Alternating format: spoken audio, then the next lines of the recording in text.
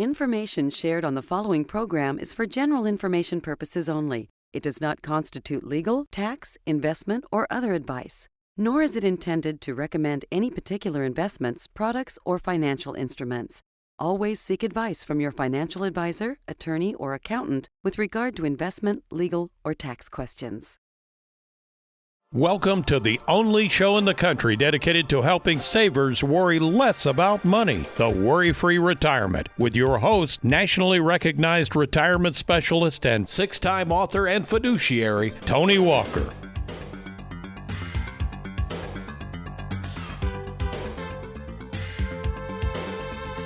One of my favorite things to do on a lazy Saturday afternoon is to kick back and watch a program called Antique Roadshow. The theme and flow of the show is simple and quite repetitive, as everyday Joes bring their unusual personal items to a public arena, hotel, or meeting hall to see what they might be worth to someone who might know a thing or two about them. Whether it's an old vase handed down by a grandparent or a portrait of a scene painted years ago, many of the owners of such items are shocked to learn just how much these items might bring. To me, the secret sauce of the show's success is the exchange between the owner of the property and the appraiser who knows a thing or two about the item that the owner does not, and then announces the possible value that is well above what was originally believed to be worth. It's a wonderful illustration of finding out ahead of time, before we die, what something we possess might be worth in our minds compared to what it might be worth in the minds of others. It's an interesting question, but one that has little value if we die with said item still clutched closely in our hot little hands. Which leads to the topic of today's show: you can't take it with you. Well, welcome folks to the Worry-Free Retirement, and yes, I am that little man in the sweater vest, retirement planning specialist and fiduciary, Tony Walker. And before we find out how you and I can best use and enjoy that thing called money before it's too late, let me introduce two folks in the Worry-Free studios who sure know a thing or two about producing this show each week: America's favorite financial sidekick, Mr. Aaron Orender, and Louisville, Kentucky's most laid-back graphics artist, Mr. Derek Hudson. Okay, what, Tony, you ask, does a TV show about people approaching experts to appraise their stuff have to do with me and my retirement and the money I have saved for it? To which I would reply, everything. You see, friend, as I think about those folks who have items that might be near and dear to their hearts, you have no clue what the actual value might be of those items to others, and it reminds me and savers alike that folks at these antique roadshows approaching these experts on items and auctions are hoping they can tell them what they're worth. The same holds true for people who approach me about retirement. They're hoping they have enough money saved for retirement. Which is why today I'm going to share with you our unique Live Well, Die Broke philosophy and how we use our expertise to value your money in retirement so that you can use and enjoy this money before it's too late, and how our Live Well, Die Broke philosophy reminds us that you really can't take this stuff with you. Good stuff coming your way. I'm Tony Walker. I'll be right back.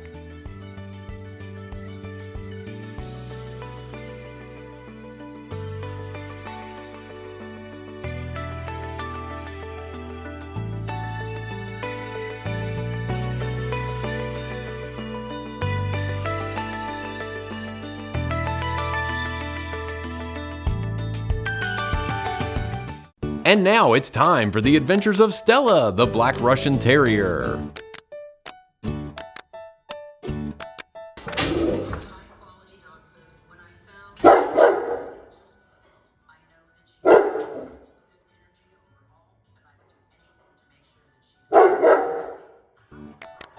You've been watching the adventures of Stella, the Black Russian Terrier. With the uncertainty of the stock market, our nation's debt spiraling out of control, and inflation running rampant, now may be the best time to consider moving your 401k to safer territory. My name is Tony Walker, and for over 38 years I've made it my life's mission to help savers worry less about money, and I want to help you too. To speak with me at no cost or obligation, why don't you log on to TonyWalkerFinancial.com or simply call the toll-free number on your screen. One of my favorite shows to watch is Antique Roadshow, where folks bring in stuff that they have no clue what it's worth so that an appraiser, someone who might know what it's worth, can tell them what the item might bring should they decide to sell it. To me, Antique Roadshow is not only entertaining, but it serves as a reminder that you really can't take it with you, as evidenced by the majority of the people that come in there have received a lot of this property at the death of the owner, which leads to the next point, and that's the money you have worked so hard to save for retirement. Now, I must remind you of a wonderful quote by a gentleman by the name of Bob Castellone, that money is not worth anything until it is converted to cash, and here's the key point, and used. Here's an important truth I've witnessed in meeting with thousands of savers. This is kind of the world according to Tony, and it's this one. Retirement money was never meant to be passed on at death, but rather meant to be spent during life. Let me repeat that one more time. Contrary to what the financial world is telling you about not spending your money, but rather stockpiling it for the future, money saved for retirement was never meant to be passed off to loved ones after you die, but rather meant to be spent before you died.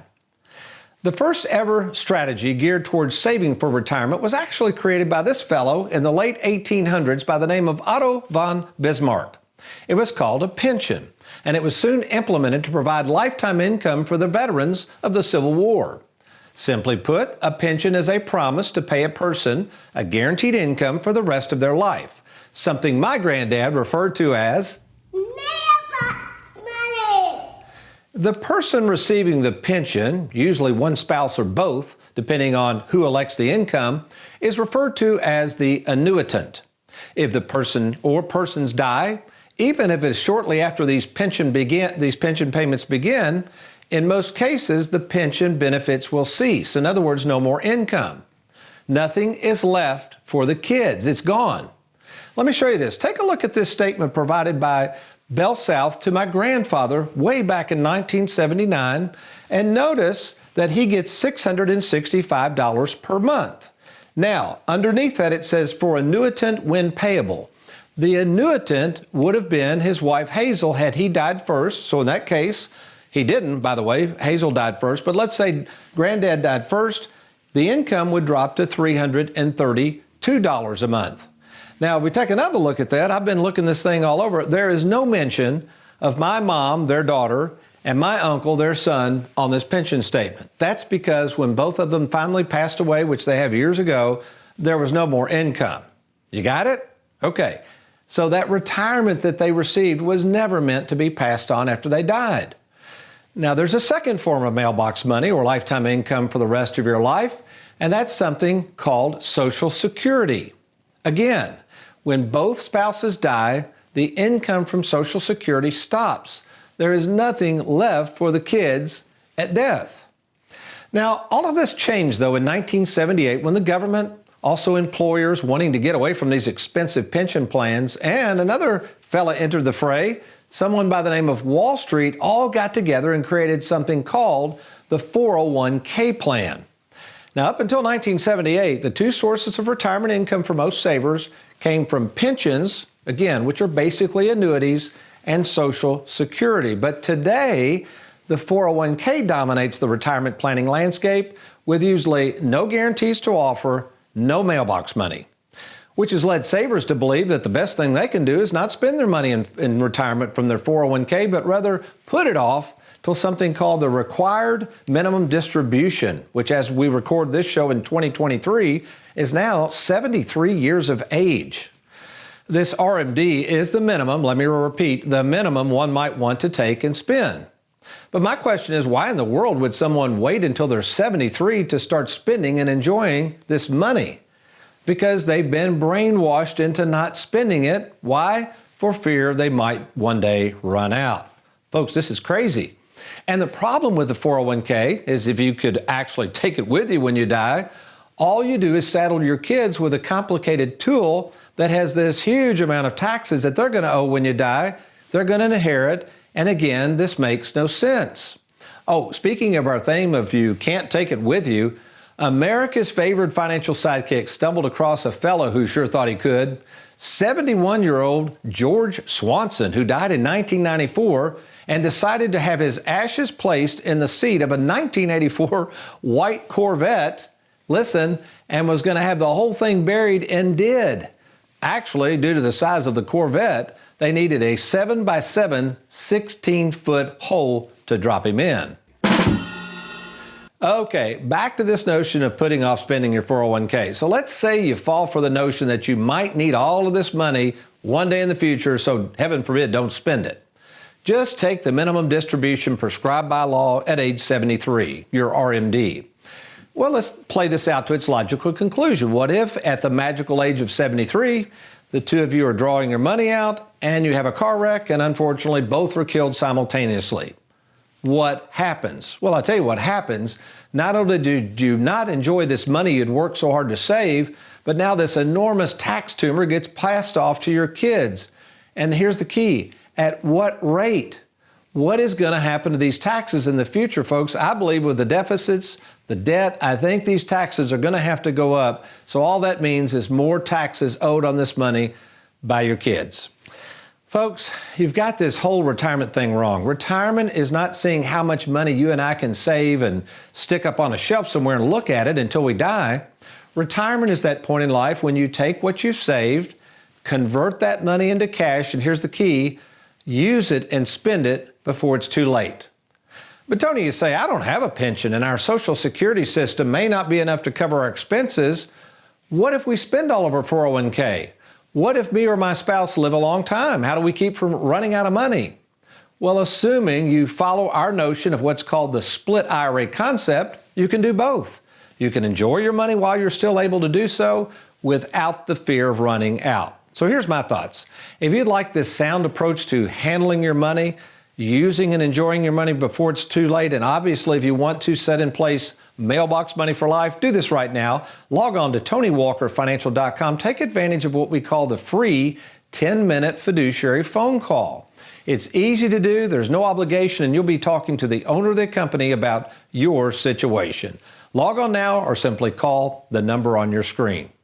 Well, more to come. I've got a case study of what happens with this income, and more particular, if you're going to use an annuity like a pension-like income, what happens to that annuity when you die?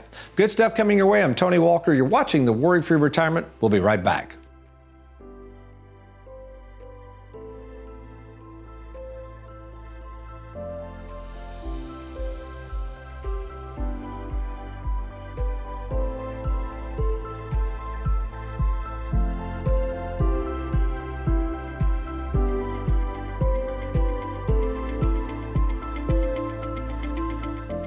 You've worked hard your entire life. Now, let us work hard for you.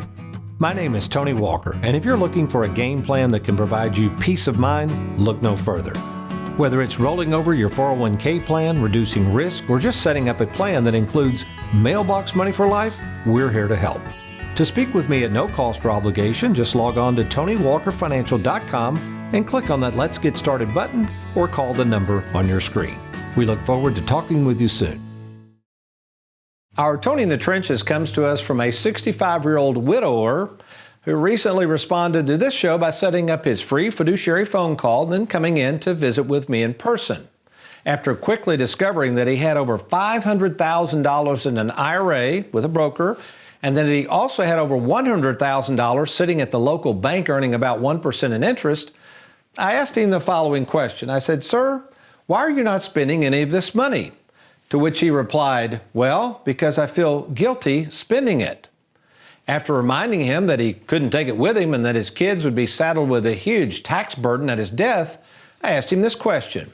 If I could help you get over the guilt trip gospel you were feeling and show you how you can spend and enjoy this money for you and your family now as opposed to waiting till you croak, wouldn't that make more sense? To which he replied, "Well, of course." You see, folks, there's a lot of forces at work contributing to what I call the guilt trip gospel. That message coming from all directions that tells you not to spend your own money in retirement because if you do, they will make less money on your money. It's a self-serving message brought to you by those who may not have your best interest at heart, but theirs. Take a money manager who is charging 1.5% per year to handle $500,000 in this example of the IRA. That money manager is going to make $7,500 each and every year on your money. That's a lot in the way of fees. Well, no wonder they put you on the guilt trip gospel and tell you not to spend and enjoy this money, because if you take it from them, that's less money they can make in fees. So if you're caught up in the guilt trip gospel, we need to talk. If that's you, please log on to TonyWalkerFinancial.com, click on that Let's Get Started, or just call the number on your screen. I'll be happy to share with you my advice, and if it warrants, we can meet in person to see how we can best help you set up a plan to use and enjoy that money now. All right, I've got a little example in our remaining time. This is kind of cool. We're just trying to understand the typical forms of income from someone in retirement. In this example, we're wanting to talk about monthly income. If you're just now joining us, I've thrown something out there that's probably caught a lot of people off guard, and it's my philosophy that in general, up until 1978, when they implemented the 401k plan, people didn't try to leave retirement accounts behind. The two main accounts back then were pensions and Social Security, and they all go away when both spouses have passed away. But then the 401k came on. Nobody wants to spend it because of taxes. They're worried about running out of money. And then the financial world just keeps making all that money, and inevitably the government's still going to get their fair share when you die. So let's kind of think through this, and if we're going to implement an annuity, which we do a lot of annuities at Tony Walker Financial, we're not going to talk about our Charles Schwab platform here. We could obviously have money with Charles Schwab. We're just talking about the three forms of mailbox money. Mailbox money! That would be Social Security. So in this example, husband and wife both have Social Security income on a monthly basis. His is $2,200 a month. Hers is $1,800 a month, okay? Mailbox money. The pension, in this case, the husband's pension is $2,500 a month. If he dies first, let's imagine he has what's called a 100% survivor option. That means at his death, she's going to still get $2,500 a month from now on. But let's say he passes away at age 70. She will get the higher of the Social Security. She will lose hers. And if he had a 100% survivor option pension, she'll still get $2,500 a month. Now, a lot of times we might have annuities sitting out there. Let's say we didn't even draw this money. Let's say if they took it at 65, it would be $1,500 a month, but they've said, well, we don't need the money, let's put it off. Well, now all of a sudden, he's deceased. Since they waited on this annuity, maybe that's $2,000 a month now. Now the $2,000 comes in to help replace the Social Security, kind of fills in that gap. So all is well in Mudville. The wife is fine, she's got plenty of income, but then the question arrives, wait a minute, on that annuity, I've always heard that when I die or when we die, there's nothing left in the annuity. And in some cases, that is true, but not all cases, not with what we call the modern day annuities, with what's called income riders. You see, assuming you don't annuitize the annuity, which is what people used to do in the past, and make it like a pension, well, yeah, obviously when you eventually die, it's gone. With the new modern day annuities, sometimes that's not the case. So let me give you an example of what's happening with the modern day annuity. So in this example, when they took it out at 65, the contract value, which is really a death benefit, that's what's going to go to the family when you die, and the income value were the same. However, because in this case, the income rider was growing at a guaranteed rate of 7%, these can change, I'm just saying that's what they currently are, all of a sudden now at age 70, the contract value, let's say it's never grown. Okay, let's say it's an indexed annuity. Let's say the market's done awful. You still have your $300,000 though, but now the income is $400,000. She's single. This is how I arrived at that. That's called a payout rate. This is not a real number, folks. So a lot of you bought these annuities thinking you can cash this in and get $400,000. Not so. That's where we came up with roughly $20,000. Again, I'm just ballparking this. I'm showing you how they figure this out. Whenever you take income from here, and let's see, actually, it's $24,000, isn't it? They're going to subtract every year now that this widow's alive and drawing $24,000 out, they're going to subtract that out of there. So let's just say in the 5th year she passes away. Let's say roughly she's taken out $100,000. This goes away at her death, whatever's in here at the second death. But in this case, $200,000 is still left in the contract value, meaning whoever her beneficiary is outside of probate, let's say she had 2 children, each of them will get $100,000. Now, granted, they're going to have to deal with the tax tumor, but at least we know they got something back. So in general, the longer you live with a modern day annuity, the less likely anything will be left to the kids. If you die within a short period of time after starting income, more than likely they're probably going to get something. By the way, a great book on this is called Mailbox Money Made Easy. I wrote this booklet. I know a lot about annuities. We can help you think through which annuity is best for you. So go to TonyWalkerFinancial.com. Why don't you download that booklet? And of course, let us know if there's anything we can do to help. Please, please, please, if you're getting ready to buy an annuity, make sure you get a second opinion from us and make sure you have a game plan from a fiduciary like Tony Walker Financial before ever throwing your money into an annuity. Okay, great stuff coming your way. Does the Bible have anything to say about cash flow and money? And well, not really, but it does have something to say about putting too much money in one barn and then building bigger barns to keep it all in. Good stuff coming your way. Let me get a cup of coffee. I'm Tony Walker. I'll be right back.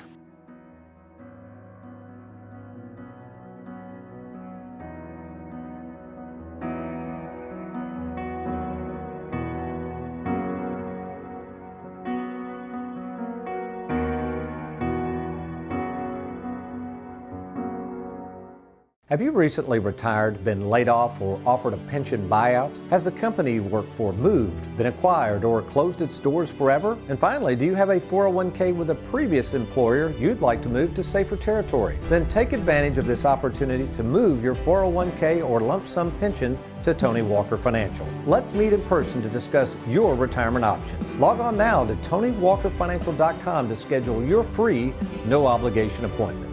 Let us help you today. Did you know that you can watch the only show in the country dedicated to helping savers worry less about money anytime you want? The show's called The WorryFree Retirement. It's hosted by Tony Walker, and it's available on YouTube. All you got to do is go to youtube.com and right there in the search bar, type in Tony Walker Financial, and you'll see Tony's smiling face. Click on that and you're going to find all types of video content. Again, that's youtube.com, Tony Walker Financial. Speaking of you can't take it with you, here's an item my dad left behind after he passed away, a handy-dandy coin changer he used while delivering blocks of ice to customers in and around Drakesboro, Kentucky back in the 1940s. Having a great deal of sentimental value to me, I proudly display this coin changer with other such sentimental items just above my fireplace in my man cave. Thinking that this 100-year-old coin changer must be worth a ton of money, I decided to get on Amazon recently to see what a brand new coin changer would cost and discovered that you can get one of these for less than $50. So, realizing that I had in my possession a 100-year-old rare coin changer, I was curious to know how much I might fetch for it if I sold it to the highest bidder. And seeing as though the Antique Roadshow wasn't in town, I asked our own Derek Hudson to research similar 100-year-old coin changers to confirm how much more my coin changer would be worth versus the newfangled cheapies sold on Amazon. Hey Aaron, I looked into that coin changer and it's really not worth much at all. Okay, so how much is it worth? I found a dime in it, so I'd say roughly $25.10. Yikes. Well, I'm sure Tony doesn't think it's worth a whole lot of money. All right, so Derek, I'm so excited to see how much my dad's coin changer is worth, but let me guess, I'm going to say $900 to $1,000. $900 to $1,000? Just go ahead and show it to him, man.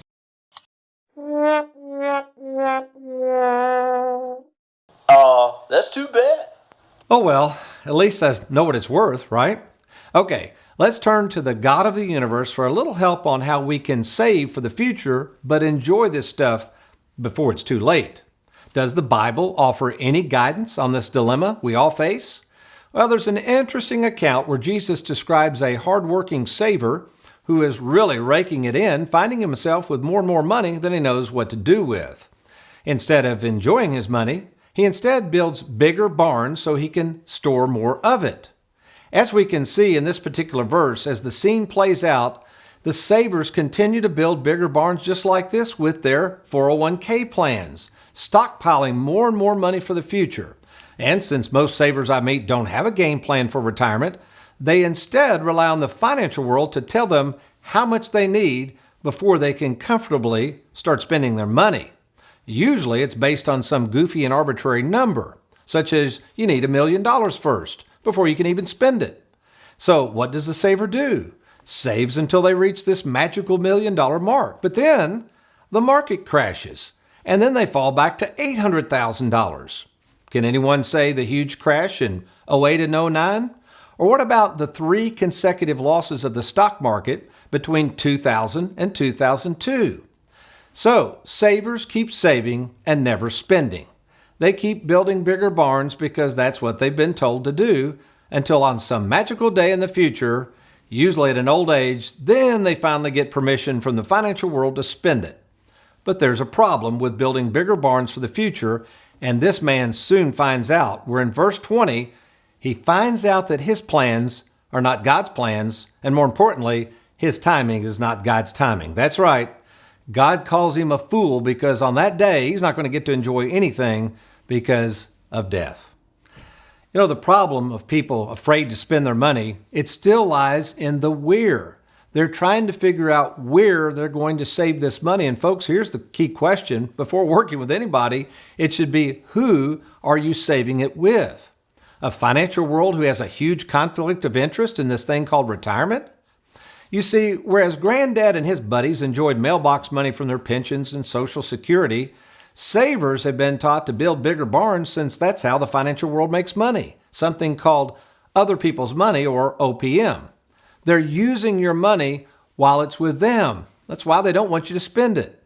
We do better whether you do better or not. That's the financial world's mantra.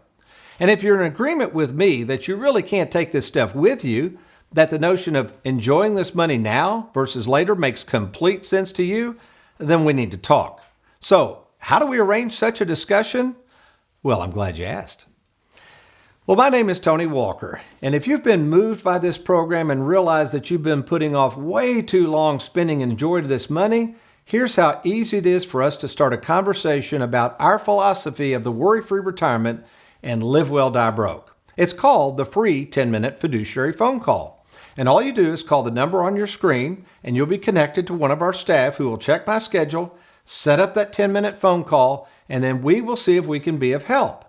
If it warrants, then I will personally meet with you at either our Bowling Green, Louisville, or Lexington, Kentucky offices. So do it now. Log on to TonyWalkerFinancial.com or simply call the number on your screen.